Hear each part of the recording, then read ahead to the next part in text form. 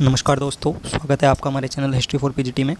जैसा कि आप जानते हैं कि हम इसमें प्रीवियस ईयर क्वेश्चंस देख रहे हैं जो पीजीटी के पीजीटी के अलावा विभिन्न पेपर्स में आए हुए हैं।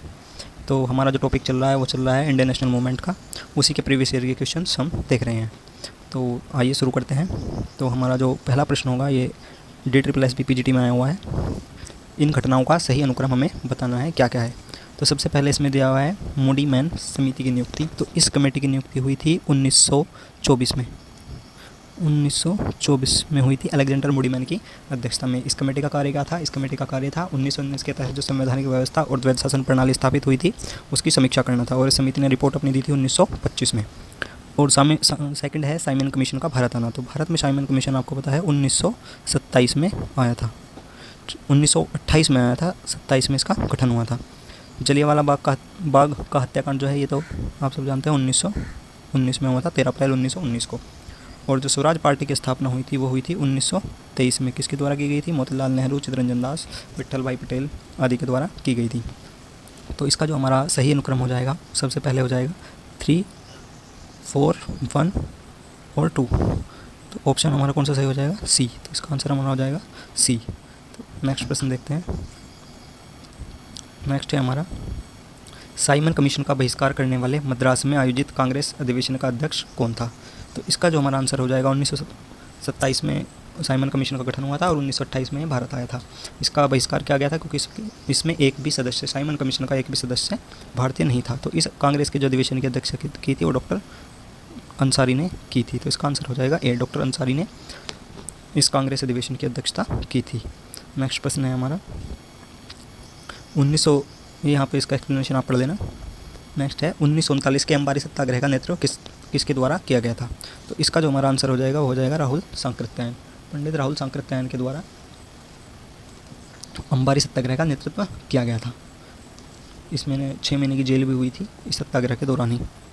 नेक्स्ट देखते हैं हमारा, ये एक्सप्लेनेशन है यहाँ पे। साइमन कमीशन भारत कब आया था? ये आपको पहले ही पता है, 1928 में साइमन कमीशन भारत आया था और 1927 में इसका गठन हुआ था। ये एक्सप्लेनेशन आप देख सकते हैं। नेक्स्ट है निम्नलिखित में से किसे भारत छोड़ो आंदोलन के दौरान गिरफ्तार कर अहमदनगर किले में नहीं रखा गया था? तो इसका जो आंसर है वो हो जाएगा डॉक्टर राजेंद्र प्रसाद। डॉक्टर राजेंद्र प्रसाद को गिरफ्तार करने के बाद पटना जेल में रखा गया था, बाकी सबको अहमदनगर के किले में रखा गया था। नेक्स्ट है निम्नलिखित में से कौन काकोरी षड्यंत्र में संलिप्त नहीं था? तो आप जानते हैं काकोरी कांड की घटना हुई थी 1925 में। उसमें रामप्रसाद बिस्मिल, रोशन सिंह, अशफाकुल्ला खां इत्यादि लोग शामिल थे। इसमें मास्टर सूर्य सेन शामिल नहीं थे। इनका संबंध चटगांव आर्मरी रेड से है, ये इसमें शामिल नहीं थे। तो आंसर इसका हो जाएगा option C, Surya Sen. Next है हमारा निम्नलिखित में से कौन भारत में वामपंथी आंदोलन से संबंधित नहीं था? तो PC जोशी, MN रॉय, मुजफ्फर अहमद ये सभी वामपंथी आंदोलन से संबंधित थे।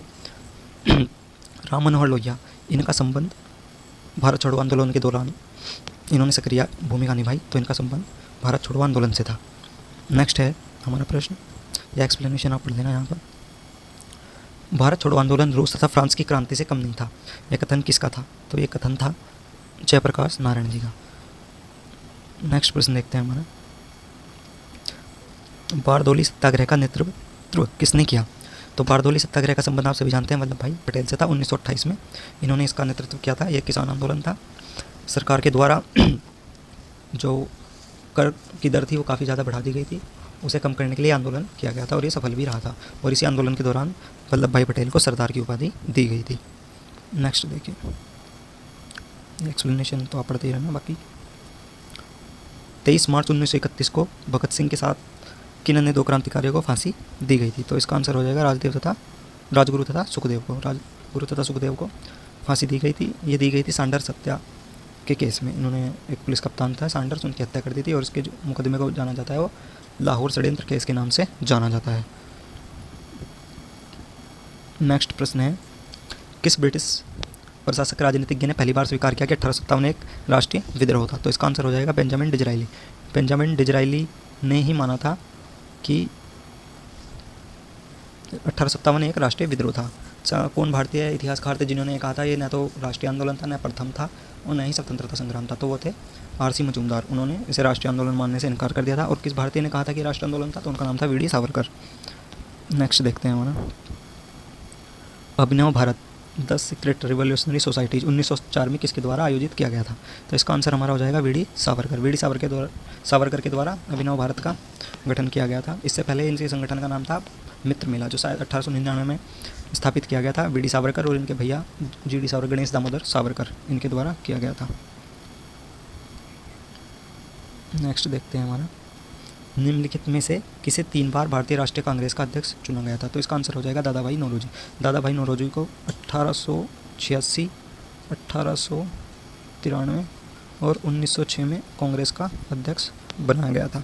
1906 में जब गरम दल और नरम दल इनके बीच में थोड़ा भेदभाव था, तो उसे दूर करने के लिए 1906 में दादा भाई नौरोजी को अध्यक्ष बना दिया गया था।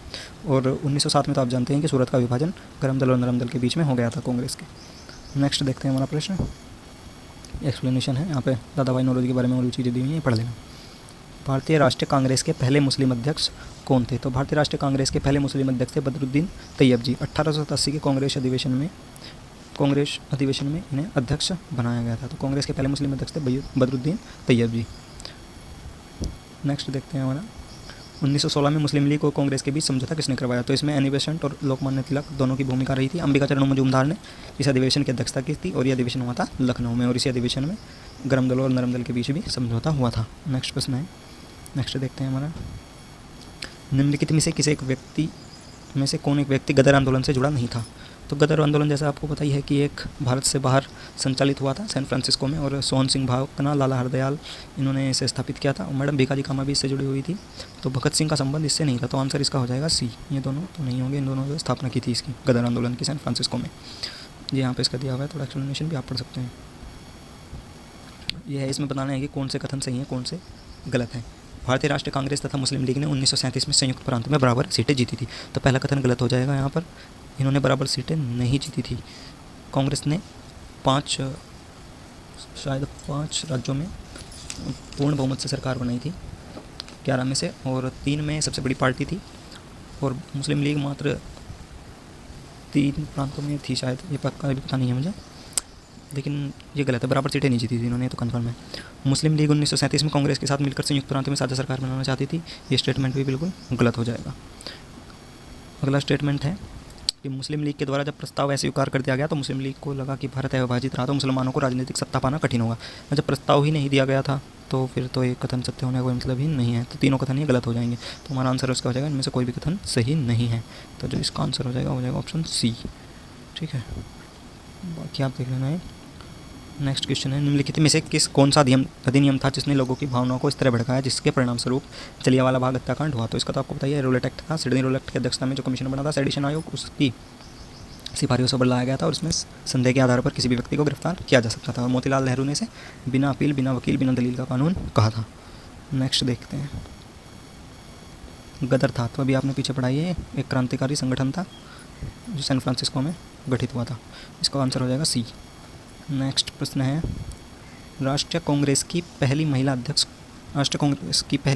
कौन थी। तो इसका पहली महिला अध्यक्ष अगर पूछा जाए तो ये हो जाएगा एनी बेसेंट। इन्होंने 1917 में अध्यक्षता की थी कलकत्ता अधिवेशन की। और अगर पूछा जाए कि प्रथम भारतीय महिला कौन थी तो आंसर हो जाएगा सरोजिनी नायडू। इन्होंने की थी 1925 में कानपुर अधिवेशन की अध्यक्षता की थी सरोजिनी नायडू ने। तो पहली अगर भारतीय महिला पूछा जाए तो हो जाएगा सरोजिनी नायडू, और अगर पूछा जाए कि पहली महिला अध्यक्ष कौन थी तो हो जाएगी एनी बेसेंट। और एनी बेसेंट को आप जानते ही हैं, थियोसॉफिकल सोसाइटी से भी जुड़ी हुई थी, और इनके 2 पत्र भी इन्होंने निकाले थे, कॉमनवेल्थ और न्यू इंडिया।